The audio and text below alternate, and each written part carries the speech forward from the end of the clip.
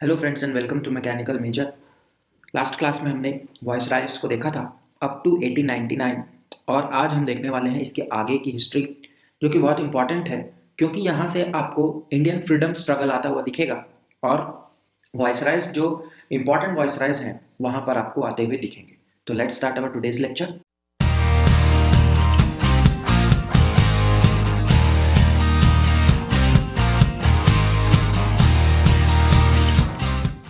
सबसे पहले जो आज के हमारे वाइसराय हैं या 1899 में जिन्होंने वो पद संभाला वो है लॉर्ड कर्जन।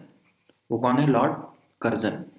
लॉर्ड कर्जन जो है वो क्या होते हैं 1899 से 1905 1905 तक वो क्या करेंगे, वहाँ पर वाइसराय बने रहते हैं। इनके समय बहुत ही इंपॉर्टेंट कमीशंस गठित किए जाते हैं, बहुत सारे चेंजेस ये लाते हैं और एक बहुत बड़ी घटना होने वाली है इनके समय में। तो सबसे पहले हम देखते हैं कुछ इनके सुधार। सबसे पहले हम लोग अगर एग्रीकल्चर की बात करें, एग्रीकल्चर, तो एग्रीकल्चरल रिफॉर्म्स में क्या किए, एक अकाल आयोग मतलब एक फैमिन कमीशन ये लाते हैं, जिनके जो गठन है वो ये करते हैं फैमिन कमीशन, अकाल आयोग बनाते हैं। देन एक सिंचाई आयोग का भी गठन करते हैं, एंटनी मैकडोनल जो यहाँ नाम आपको एक मिलेगा। तो इरिगेशन कमीशन भी बनाते हैं, ये इरिगेशन कमीशन। ये सारा देखिए कमीशंस इंपॉर्टेंट इसीलिए है क्योंकि यहाँ से क्या होता है, क्वेश्चंस आते हैं। देन सेकंड है आर्थिक सुधार की अगर बात करें इकोनॉमी में, तो ये क्या कराते हैं, इकोनॉमी में स्वर्ण मुद्रा भारत की कानूनी मुद्रा घोषित करते हैं, मतलब गोल्ड जो है वो गोल्ड कॉइन्स बोल सकते हैं आप, गोल्ड कॉइन्स को इंडिया की ऑफिशियल जो करेंसी है वो घोषित करते हैं। और वाणिज्य विभाग, वाणिज्य उद्योग विभाग अगर मैं स्पेसिफिकली बोलूँ, कॉमर्शियल कॉमर्शियल इंडस्ट्री या कॉमर्स इंडस्ट्री डिपार्टमेंट ऐसा आप बोल सकते हैं, विभाग की स्थापना भी ये करते हैं।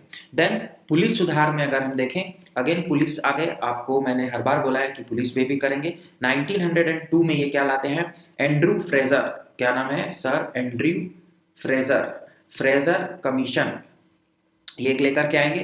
पुलिस आयोग ये बना है, इन अध्यक्ष जो है एंड्रू फ्रेजर हैं। और एक पृथक गुप्तचर विभाग आप बोल सकते हैं कि सीआईडी टाइप का एक विभाग जो है वो भी ये कंपोज कराते हैं। देन सैनिक सुधारों में सैनिक में अगर आप देखें तो यहाँ पर सैनिक सेवा का पुनर्गठन करते हैं और क्वेटा में क्या बनाते हैं, सैनिक स्कूल। ठीक है, क्वेटा सैनिक स्कूल ये लेकर के आएंगे, क्वेटा में सैनिक स्कूल। तो इनके समय के हैं। अब शिक्षा में देखते हैं, एजुकेशन। देखिए जो गवर्नर जनरल वॉइसराय जो हम भी पढ़े हैं, जब भी आप पढ़ेंगे कभी भी पढ़ें तो आप यही सारी बिंदुओं पर ही फोकस करेंगे। तो शिक्षा में यदि सुधार के लिए बोले तो 1902 में ही ये क्या एक लेकर के आते हैं, रेले आयोग, टॉमस रेले, मतलब इंग्लिश में इसे रेले कमीशन के नाम से जानते हैं। और रेले कमीशन की ही अनुशंसा पर, इन्हीं के ही रिकमेंडेशन पर 1904 में क्या आता है, यूनिवर्सिटी यूनिवर्सिटी एक्ट आता है, यूनिवर्सिटी विश्वविद्यालय अधिनियम आता है, और जिसके तहत जो है विश्वविद्यालयों पर सरकारी नियंत्रण जो है वो हो जाता है। इसके पहले विश्वविद्यालय स्वायत्त थे। क्लियर? तो यहाँ से एजुकेशनल रिफॉर्म्स देखते हैं। देन रेलवेज में ये रिफॉर्म्स लेकर के आएंगे, रेलवेज में। और रेलवेज में क्या लेकर के आते हैं, तो सर रॉबर्टसन, रेलवे से आर से रॉबर्टसन, याद रखने में आसान होगा आपको, रॉबर्टसन की अध्यक्षता में आयोग आता है। और 1905 में क्या गठित होता है, रेलवे बोर्ड गठित होता है। जो आप आजकल इंडियन रेलवे बोर्ड देखते हैं वो रेलवे बोर्ड जो है वो कर्जन के समय का आप देखते हैं। तो रेलवे बोर्ड की भी स्थापना ये करते हैं, बहुत इंपॉर्टेंट गवर्नर जनरल हैं। फिर 1904 में ही एक डिपार्टमेंट ये और इंट्रोड्यूस कराते हैं, या बोलिए एक नया डायरेक्टोरेट की स्थापना करते हैं, जो कि है directorate of archaeology, directorate of archaeology. Archaeology आप सभी को समझ में आता ही होगा, शायद ये वर्ड आपके लिए नया ना हो। ये जो है वो पुराने या प्राचीन भवन सुरक्षा अधिनियम ये बनाती है, और डायरेक्टरेट ऑफ आर्कियोलॉजी की भी स्थापना यहाँ दिखेगी। फिर हम चलते हैं एक और मिशन की ओर, जो कि 1904 का ही है। इसका नाम था तिब्बत मिशन। तिब्बत में एक ये मिशन भेजते हैं जिसे नाम दिया जाता है young husband mission, young husband mission. ये तिब्बत में जाता है, वहाँ पर जो भी पॉलिटिकल चेंजेस है वो लेकर के आएंगे। और वहाँ पर होती है लहासा संधि, लहासा संधि, लहासा जो है वो पैक्ट साइन होगा। क्लियर है? तो ये तिब्बत मिशन इंपॉर्टेंट है। यंग हस्बैंड मिशन के नाम से आपको क्वेश्चन आता है, यंग हस्बैंड मिशन किस गवर्नर जनरल या किस वायसराय के काल में आया? तो तिब्बत मिशन या यंग हस्बैंड मिशन कर्जन के काल में आया। और यहाँ पर विक्टोरिया मेमोरियल कोलकाता में है, आप अभी भी देख सकते हैं इसको। विक्टोरिया मेमोरियल की स्थापना भी करते हैं कहाँ? कोलकाता में या कैलकाटा, उस समय बोलिए आप इसको, कैलकाटा में विक्टोरिया मेमोरियल की स्थापना करते हैं। फिर और अगर एक और आंदोलन मैं बोलूँ इनके समय में जो होता है 1899 टू 1900 में एक आंदोलन किया जाता है जिसे एक विद्रोह है, रिवोल्ट है, जो कि है बिरसा मुंडा के द्वारा। बिरसा मुंडा ये आपका झारखंड का जो क्षेत्र है, आज आप देखते हैं वहां पर ये जो मुंडा ट्राइब्स हैं उनके द्वारा एक विद्रोह होता है, जिनके नेता जो है वो है बिरसा मुंडा, और इसे उलगुलन विद्रोह या बहुत फेमस है ये बिरसा मुंडा का विद्रोह, तो ये होता है। अब हम बात करेंगे इनके कुछ अलोकप्रिय सुधार के बारे में। सबसे पहला जो है वो अगर हम देखें तो 1899 में Calcutta corporation act, Calcutta corporation act, ये एक अलोकप्रिय सुधार है। देन ऑफिशियल सीक्रेट्स एक्ट, ये भी इनका एक अलोकप्रिय सुधार है। ये अलोकप्रिय इसीलिए है क्योंकि यहाँ पर जो है वो कंपनी को विशेषाधिकार दिया गया था, या कंपनी के लोगों को ही क्या वहां पर प्राथमिकता दी गई थी।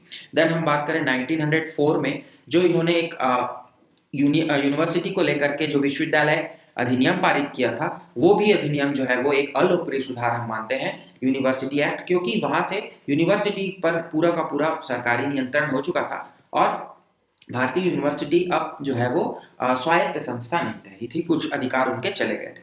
और सबसे इंपॉर्टेंट जो क्वेश्चन आता है इनके समय में वो है 1905 का बंगाल विभाजन, बंग भंग भी बोलते हैं इसको, बंगाल डिवीजन या Bengal split, Bengal division word यहाँ मिलेगा आपको, बंगाल विभाजन या बंग भंग हिंदी में भी इसको बोलते हैं। तो बंगाल को दो भाग में बांट दिया जाता है, पूर्वी बंगाल और पश्चिमी बंगाल।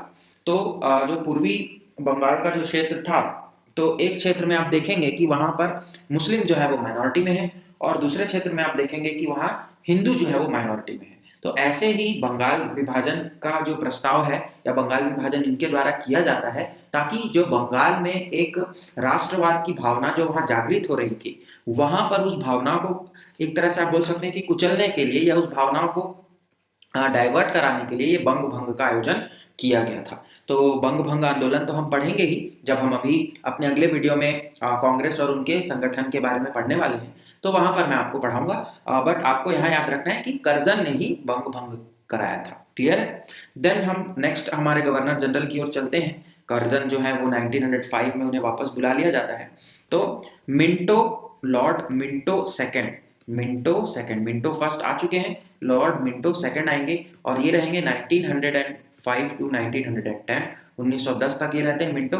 और इनके काल में जो जो इंपॉर्टेंट चीजें हैं वो हम देखते हैं। मिंटो में देखिए कर्जन ने बंगाल विभाजन 1905 में कर दिया, तो उसके बाद आंदोलन तो होना स्वाभाविक है। तो इनके समय में होगा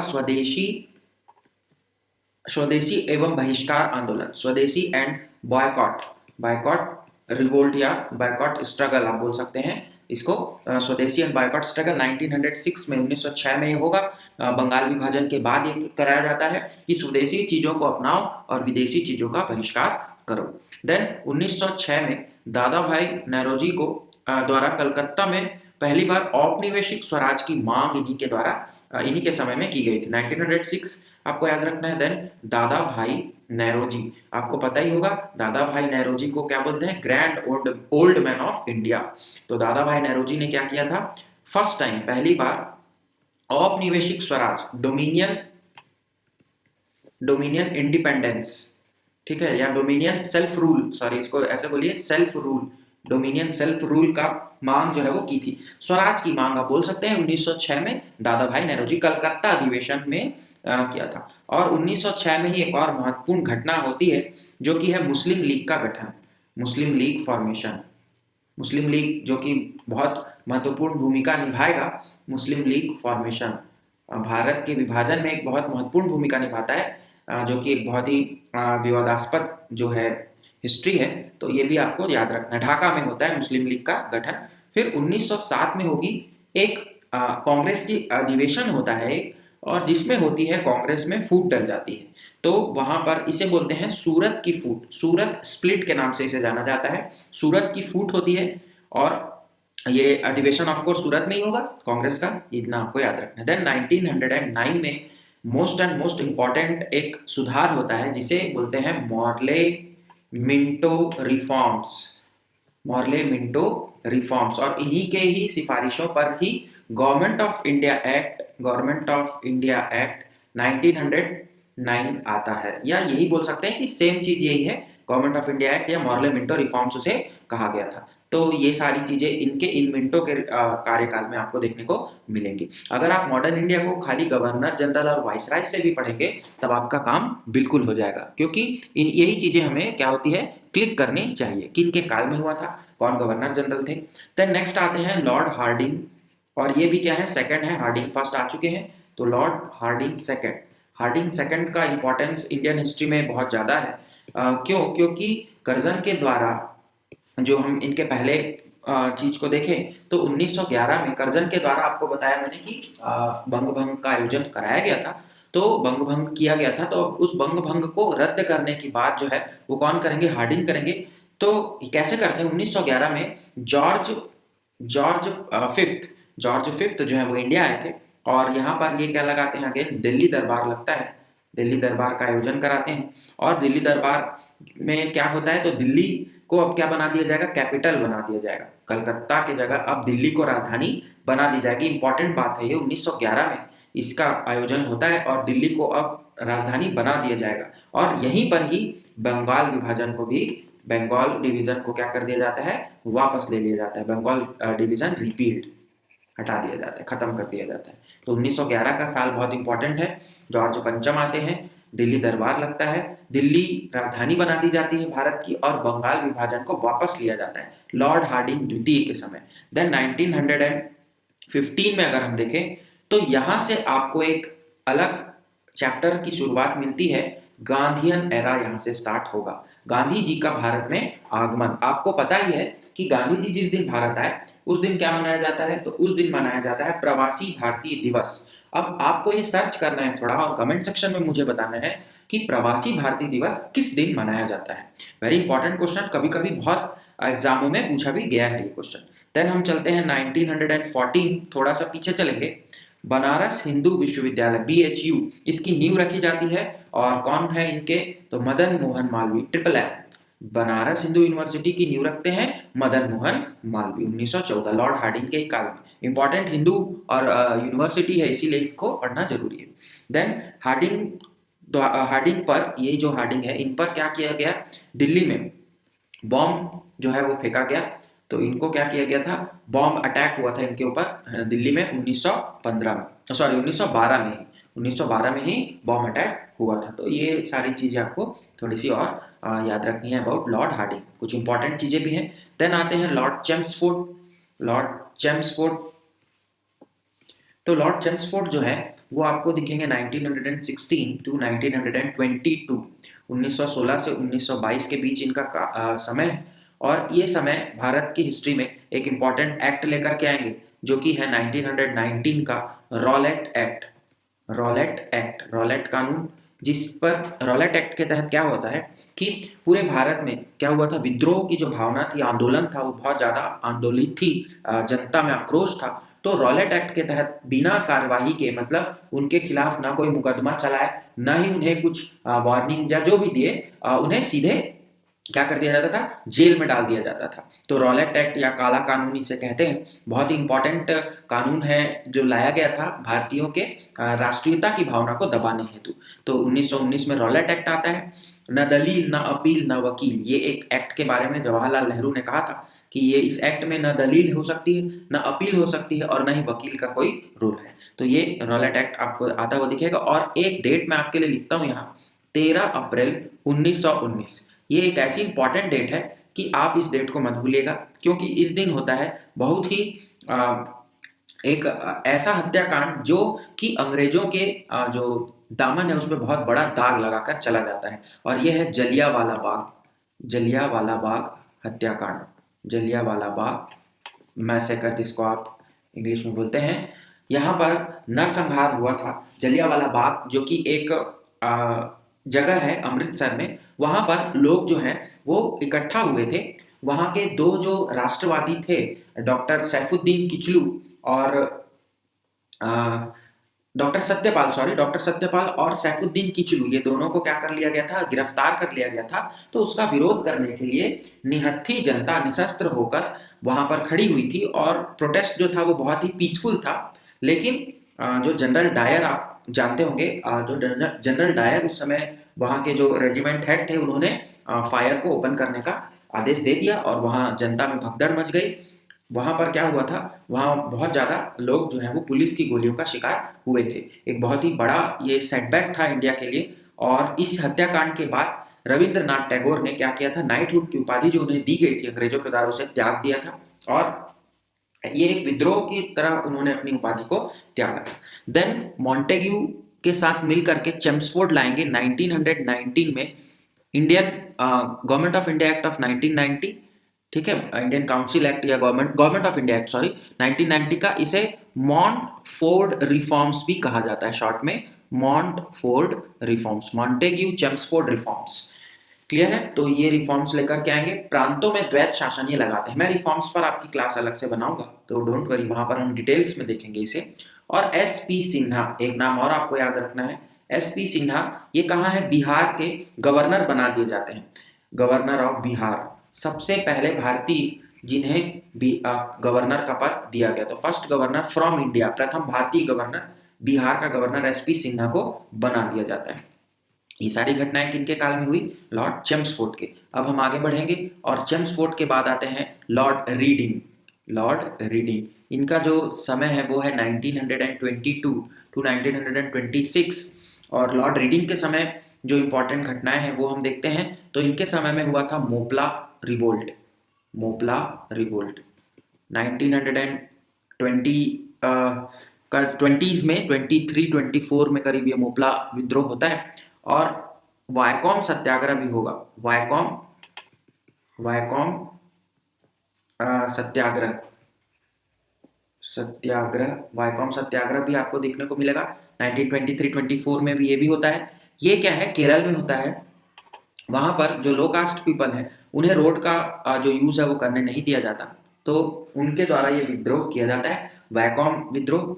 देन यहाँ पर एक समिति बनती हुई दिखेगी 1925 में, ये है एक वर्थ कमेटी, एक वर्थ समिति। एक वर्थ समिति की जो सिफारिश थी, यहाँ पे क्या सिफारिश थी कि रेल बजट को, रेलवे का जो बजट है उसे जनरल बजट से सेपरेट किया जाए। मतलब जनरल बजट जो था वहाँ से अब रेल बजट जो है वो अलग हो जाएगा। इम्पॉर्टेंट हो जाता है, बट आपने पढ़ा भी होगा और मैंने आपको बताया भी है कि रेल बजट को अब मिला लिया गया है और अब एक ही बजट पेश किया जाता है।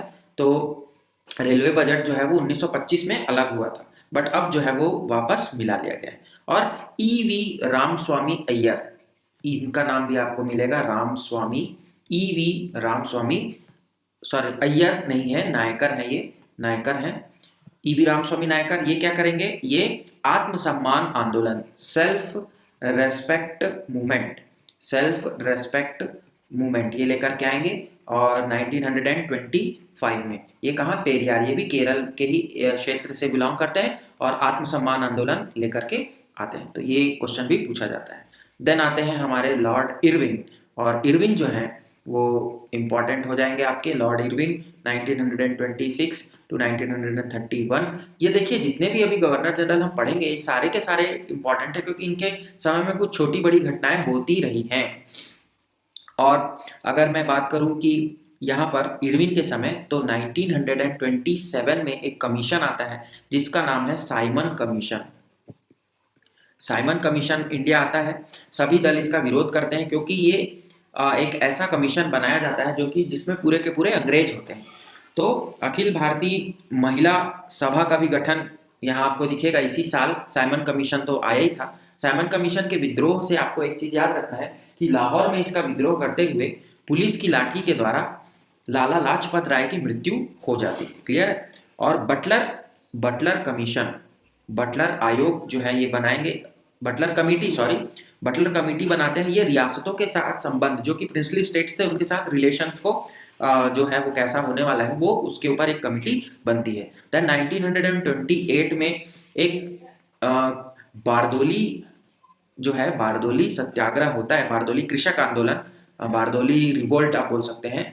ये किनके नेतृत्व में किया जाता है? तो ये सरदार पटेल, लौह पुरुष के नाम से आप जिन्हें जानते हैं, तो सरदार पटेल के द्वारा ये आंदोलन किया जाता है। कहाँ? बारदोली में। और बारदोली में ही क्या किया जाता है? 1928 का ये विद्रोह आपको, आंदोलन आपको दिखेगा, बारदोली रिवोल्ट आपको दिखेगा। देन हम आगे बढ़े। बारदोली के बाद आपको 1930 में बहुत इंपॉर्टेंट एक रिवोल्ट है, एक आंदोलन है, जिसका नाम है civil disobedience movement. Civil disobedience movement, सविनय अवज्ञा आंदोलन, जिसे आप हिंदी में बोलते हैं, शॉर्ट फॉर्म में इसे सीडीएम कहा जाता है। Civil disobedience movement Gandhi ji के द्वारा चलाया गया दूसरा था। 1931 में ही क्या होता है? First round table conference, RTC का आयोजन किया जाता है, लेकिन कांग्रेस इसका बहिष्कार करती है, कांग्रेस ज्वाइन नहीं करती आरटीसी, इसे राउंड टेबल कॉन्फ्रेंस कहा जाता है। देन 1931 में गांधी और इरविन के बीच में एक पैक्ट होता है, जिसे गांधी इरविन पैक्ट कहा जाता है। इसके तहत बहुत सारी चीज़ों पे क्या हुआ था? समझौता हुआ था। और इसी के तहत फिर क्या होती है? सेकेंड राउंड टेबल कॉन्फ्रेंस जो होता है, वहां पर जो है वो कांग्रेस जो है वो पार्टिसिपेट करती है। तो सेकेंड राउंड टेबल कॉन्फ्रेंस में कांग्रेस पार्टिसिपेट करेगी। सेकेंड राउंड टेबल कॉन्फ्रेंस के बाद जो इंपॉर्टेंट यहाँ पर एक एक्ट आता है वो है 1930, इन्हीं के समय में 1930 में सारदा एक्ट पास किया जाता है। सारदा एक्ट जो है वो आपके एज से रिलेटेड है, आयु की जो सीमा है वो निर्धारित करते हैं। ये सारा डिटेल्स में आप पढ़ सकते हैं, बट इंपॉर्टेंट नाम मैं जो आपको बता रहा हूँ। देन इसके बाद जो गवर्नर जनरल आएंगे वो हैं लॉर्ड विलिंगटन। विलिंगटन का जो काल है वो है 1931 टू 1936, विलिंगटन का जो समय है। और इनके समय में जो घटनाएं हुई वो है, थर्ड राउंड टेबल कॉन्फ्रेंस होता है आरटीसी 1932 में ये होता है। और इसका जो है 1932 का फिर से कांग्रेस जो है वो पार्टिसिपेट नहीं करती। आपको याद रखना है कि केवल 1931 मतलब सेकेंड राउंड टेबल कॉन्फ्रेंस में ही कांग्रेस पार्टिसिपेट करेगी, फर्स्ट में भी नहीं हुआ था और थर्ड में भी नहीं किया था। देन 1932 में एक अवार्ड की घोषणा होती है, जिसे कम्युनल अवार्ड कहा जाता है। कम्युनल अवार्ड, ये रैमजे मैकडोनाल्ड इसका आयोजन करते हैं। और इसमें गांधी जी और अंबेडकर के बीच में क्या हो जाता है? कुछ अनबन हो जाती है, जिसे पूना पैक्ट में क्या कर दिया जाता है? सॉर्ट आउट करा लिया जाता है, समझौता दोनों के बीच करा लिया जाता है। गांधी जी जो है वो बैठ गए थे अनशन पर यरवदा जेल में, तो यहाँ से वो क्या होते हैं, फिर दोनों के बीच में पुनः समझौता कराया जाता है। देन 1934 में इंपॉर्टेंट चीज होती है जो कि है सीडीएम, सिविल डिसोबीडियंस मूवमेंट, ये कैंसिल कर दिया जाता है। कैंसल्ड सिविल डिसोबीडियंस मूवमेंट को वापस ले लिया जाता है। और 1935 ये जो एक्ट है ये है government of India act 1935, Bharat सरकार अधिनियम जो है वो पारित होता है। और प्रांतों की स्वायत्तता जो है वो मिलती है, और अधिकांश प्रांतों में कांग्रेस मंत्रिमंडल की स्थापना होती है। इनके तहत 1937 में चुनाव कराए जाते हैं, मतलब अब जो नेक्स्ट गवर्नर जनरल आएंगे वो चुनाव कराएंगे, क्लियर है। तो आगे हम पढ़ेंगे विलिंगडन के बाद जो आने वाले हैं वो है लिनलिथगो। तो अब आपको ये जानना है कि विलिंगडन के समय तो पारित हो गया था, बट इलेक्शंस किन के टाइम में हुए? तो इलेक्शंस होते हैं लिथगो के समय, जो कि है 1936 टू 1943, ये लिथगो का समय है। और लिथगो के ही काल में क्या होती है? 22 दिसंबर नहीं, कांग्रेस जो है वो जीत जाती है इलेक्शन और मंत्रिमंडल का निर्माण करती है, क्लियर है। तो लेकिन कांग्रेस का जो मंत्रिमंडल है वो बहुत ज़्यादा समय तक नहीं चलता। 1939 में 1939 में 22 दिसंबर को प्रांतों से कांग्रेसी मंत्रिमंडल का त्यागपत्र दिया जाता है। 22 दिसंबर 1939 को त्यागपत्र दे देती है। त्यागपत्र इसीलिए दिया जाता है क्योंकि कांग्रेसी जो मंत्रिमंडल है वो द्वितीय विश्व युद्ध की जो बात होती है वहां पर उससे नाराज होकर के, और कांग्रेसी मंत्रिमंडल को ये लगता है कि अंग्रेज अब हमारी बात नहीं सुन रहे हैं, इस कारण वो 1939 में ये मंत्रिमंडल जो है वो त्यागपत्र देती है। और इसी दिन मुस्लिम लीग ने मुक्ति दिवस मनाते हैं। इस दिन को वो क्या मनाते हैं, मुक्ति दिवस, फ्रीडम डे की तरह मनाते हैं। देन 1940 की अगर मैं बात करूं तो लाहौर का अधिवेशन होता है, लाहौर सेशन। और लाहौर सेशन में क्या है, मुस्लिम लीग द्वारा पाकिस्तान की मांग जो है वो उठाई जाती है। ये इंपॉर्टेंट क्वेश्चन है, ये आता है। देन 1939 में सुभाष चंद्र बोस क्या होते हैं, त्रिपुरी के जो अधिवेशन है वहाँ के बाद 39 में वो फॉरवर्ड ब्लॉक की स्थापना करते हैं, फॉरवर्ड ब्लॉक की स्थापना वो करेंगे 1939 में। इनके बीच भी कुछ अनबन हो जाती है और ये जो है वो क्या करते हैं, कांग्रेस में प्रेसिडेंट बनने के बाद ये वहां से छोड़ देते हैं। ये इलेक्शन जीत जाते जरूर हैं बट वहां से ये अब अलग हो जाते हैं और फॉरवर्ड ब्लॉक की स्थापना करते हैं। तो लॉर्ड लिथगो के समय अब 1900 अगर मैं 42 की बात करूं तो क्रिप्स मिशन आता है इंडिया, क्रिप्स मिशन इंडिया आता है और औपनिवेशिक स्वराज की बात ये करता है। क्लियर है, तो यहां से आपको क्रिप्स मिशन दिखेगा, इंपॉर्टेंट है। देन 1942 में इंपॉर्टेंट एक मूवमेंट होता है जिसका नाम है क्विट इंडिया मूवमेंट, भारत छोड़ो आंदोलन, क्विट इंडिया मूवमेंट। यहां पर गांधी जी ने नारा दिया था करो या मरो का। 8 अगस्त 1942 को ग्वालियर टैंक मुंबई, यहां से ये जो है शुरुआत होती है इसकी, ग्वालियर टैंक मुंबई। ठीक है, बम्बई है तब तो, चलिए ठीक है, मुंबई बम्बई आप समझ जाएंगे इतना। 1942 1943 में आजाद हिंद फौज, इंडियन जो है सुभाष चंद्र बोस के द्वारा आजाद हिंद फौज की स्थापना की जाती है, आजाद हिंद फौज। ठीक है, ये आपको याद रखना है, गठन होता है। तो ये लॉर्ड लिथगो थे। अब हम चलेंगे अपने अगले गवर्नर जनरल जो कि हैं लॉर्ड वेवेल। लॉर्ड वेवेल, अगर आप खाली गवर्नर जनरल को ही पढ़ेंगे तो आपका काम हो जाएगा। 1943 से 1947 तक होंगे। लॉर्ड वेवेल के समय क्या होता है, सबसे पहले तो ये 1945 में एक वेवेल प्लान लेकर के आएंगे, वेवेल प्लान। और इसी प्लान के तहत फिर शिमला कॉन्फ्रेंस होती है, शिमला कॉन्फ्रेंस। बट कांग्रेस और लीग में अगेन शिमला जो कॉन्फ्रेंस होती है वो उसे क्या कर दिया जाता है, माना नहीं जाता। लीग अलग चीज़ें बोलती है, कांग्रेस उस पर राजी नहीं होती और शिमला समझौता, शिमला जो सम्मेलन है वो फेल हो जाता है। देन 1945 में क्या होता है, जो आईएनए, इंडियन नेशनल आर्मी, हमने देखा अभी आज़ाद हिंद फौज जो बनाए, तो आईएनए का ट्रायल्स चालू होता है, ट्रायल्स। आईएनए के जो लोग वहाँ से मुकदमा जो चलाते हैं, तो शाहनवाज, सहगल और ढिल्लो, इन तीनों पर मुकदमा चलता है और इनकी पैरवी जो करते हैं वो करते हैं जवाहरलाल नेहरू, भूला भाई देसाई और तेज बहादुर सप्रू। ये 3 लोगों ने इनकी जो है वकालत की थी। तो उसके बाद होता है 1946 और आता है कैबिनेट मिशन। इंपॉर्टेंट है क्योंकि हमने पॉलिटी की क्लास में देखा था कि इसी मिशन के द्वारा ही क्या बनती है, हमारी बनेगी कॉन्स्टिट्यूएंट असेंबली, संविधान सभा गठन किया जाएगा। तो भारत के संविधान निर्माण के लिए समिति जो है वो बनाई जाती है कैबिनेट मिशन के तहत। और 1946 में ही एक नौसैनिक विद्रोह होता है, नेवल रिवोल्ट या नेवल जो है वो मिशन बोल सकते हैं आप, विद्रोह होता है जो कि तलवार नामक जहाज पर किया जाता है। और ये मेजरली जो विद्रोह का जो कारण था वो था डिस्पैरिटी, जो कि इंडियन सोल्जर्स और यूरोपियन सोल्जर्स के बीच में किया जाता था।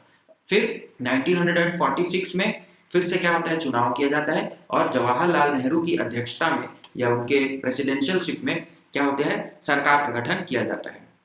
तो ये सारी घटनाएं थी 46 तक की। अब लास्ट जो गवर्नर जनरल लास्ट जो वाइसराय आएंगे उनका नाम है लॉर्ड माउंटबेटन, लॉर्ड माउंटबेटन। 1947 से लेकर के पूरे स्वतंत्रता के तक ये रहेंगे। और 1947 में ये क्या लाते हैं, 3 जून को माउंटबेटन प्लान लेकर के आते हैं। ये क्या लाएंगे, माउंटबेटन प्लान लेकर के आएंगे। और इस प्लान के तहत क्या होगा, भारत का विभाजन हो जाएगा, 2 भागों में भारत के भूभाग को बांटा जाएगा, एक पाकिस्तान बनेगा और दूसरा जो है वो भारत के नाम से जाना जाएगा। दोनों की सत्ताओं को उनके संविधान सभा को समर्पित कर दिया जाएगा और जब तक कि वहां संविधान का निर्माण होगा तब तक वहां पर डोमिनियन स्टेटस उसको मिलेगा और वहां पर संविधान सभा ही क्या करेगी, विधायी निर्माण का कार्य करेगी। ये सारा हिस्ट्री हमने देख लिया है, कहाँ, हम जब कॉन्स्टिट्यूशन को मेकिंग पढ़ रहे थे। अगर आपने वो मेरा वीडियो नहीं देखा है तो आप जाकर के वहां जरूर देखिएगा। और 4 जुलाई 1947 को 4 जुलाई 1947 को क्या होता है, एक घोषणा होती है जो कि ब्रिटिश संसद में जो इस माउंटबेटन प्लान को वहां पारित किया जाता है सॉरी प्रस्तुत किया जाता है और 18 जुलाई को इसे पारित किया जाता है। तो 18 जुलाई को ये पास हो गया था और भारतीय स्वतंत्रता जो है वो आप सभी को पता है 15 अगस्त 1947 को हुई थी। तो भारत को स्वतंत्रता अब मिल चुकी है। हमारे गवर्नर जनरल वायसराय की सीरीज भी यहाँ खत्म होती है। तो अब नेक्स्ट वीडियो में हम पढ़ेंगे इंडियन नेशनल कांग्रेस का formation and Gandhi freedom struggle, Gandhi ji का जो स्वतंत्रता आंदोलन है। तो इस ये वीडियो अगर आप देख लेंगे तो इतने वीडियो में आप मैं बोल सकता हूँ कि मॉडर्न इंडिया का जो सिलेबस है आपका वो कंप्लीट हो जाएगा। तो अब हम मिलेंगे नेक्स्ट वीडियो में, तब तक के लिए आप सभी अपना ध्यान रखिए and thanks for joining, thank you very much. जय हिंद, जय भारत।